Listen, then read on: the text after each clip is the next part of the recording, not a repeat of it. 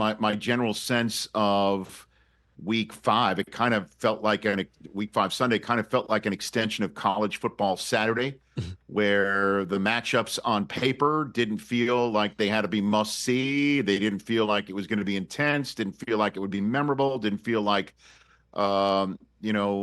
unpredictability was lurking, but it sure did. And in the same way that we saw a bunch of top-ranked teams in college football get knocked off by unranked teams, we saw a host of unexpected results. I proffer to say the Giants winning in Seattle might have been the last straw of anybody who did survive the first month in their survivor pool. If anybody was somehow able to navigate the Patriots beating the Bengals and so on and so forth of the first 3 weeks, it was highly unpredictable. That's a kind of treetops view. But I'll start with, the Vikings, who I saw in person. And my general sense of the Vikings is, why not them at this point in time? Why not them? If you think that they're still Fugazi, if you still think that they're ready to show that they're not all that, despite having seen what you saw in the first 4 weeks, or heard maybe from me in this chair and this microphone and this same setup on Friday, talking about what I heard from Kevin O'Connell in our pre-broadcast production meetings.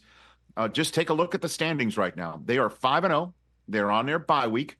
Hopefully, whatever caused Aaron Jones to be knocked out of the game on Sunday can be knocked out with a week of rest in their bye week. They'll sit back and watch the Lions take on the Cowboys.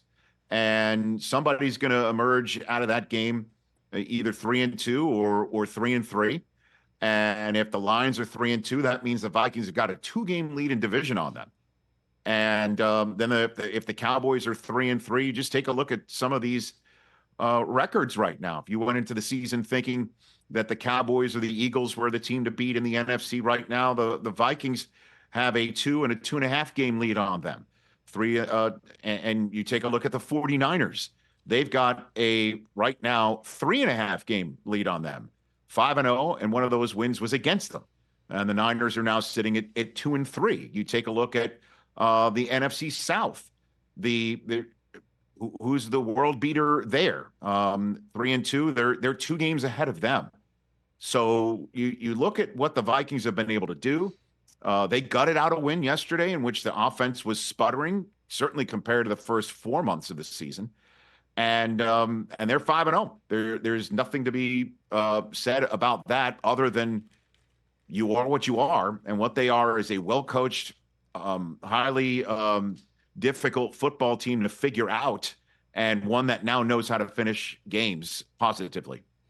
Aaron Jones, on that point, my understanding is not expected to be anything long-term. They don't need to bring in another running back. We'll see. The bye week coming at the right time for him. It was pretty obvious once he had that ice pack wrapped on there, Rich, that he was not coming back in that game. But 2 weeks to get ready should be, it sounds like, good to go, if not right after the bye, shortly thereafter. I also, when it comes to the Vikings, Rich, we haven't gotten to the quote-unquote soft part of their schedule. I was asked about this a lot just from living in Minneapolis and doing local radio and whatnot. The hard part of their schedule was these first 6-7 games here, and with the state of the Rams at this point being 1-4 and being pretty banged up, the Lions, that sets up as a huge game. But you thought going into it, if they could get through those first 8 weeks of the season, 7 games, being 4-3, even 3-4, they're hanging around, because then they face the AFC South. It's the Colts and the Jaguars and the Titans. Nothing against any of those teams, but you'd think, those are winnable types of games. They've set themselves ahead so far. And to your broader point of why not the Vikings, I was struck by this, Rich, just in looking at the overall league standings today. Not only do we have only 2 undefeated teams with the Vikings and the Chiefs, we've only got 3 one-win teams in the entire league, or one-loss teams, rather, in the entire league right now. It's the Lions, it's the Commanders, and it's the Texans. Everybody else is somewhere in that 3-2, 2-3 range. There's a handful of teams that are 1-4. If you said who's the dominant team right now, I think you'd probably say it is the Vikings. Well, you'd have to, since they're the only team currently 5-0. The Chiefs may join them tonight. Catch the Rich Eisen Show every single day on the Roku Channel, 12 to 3 Eastern, for free.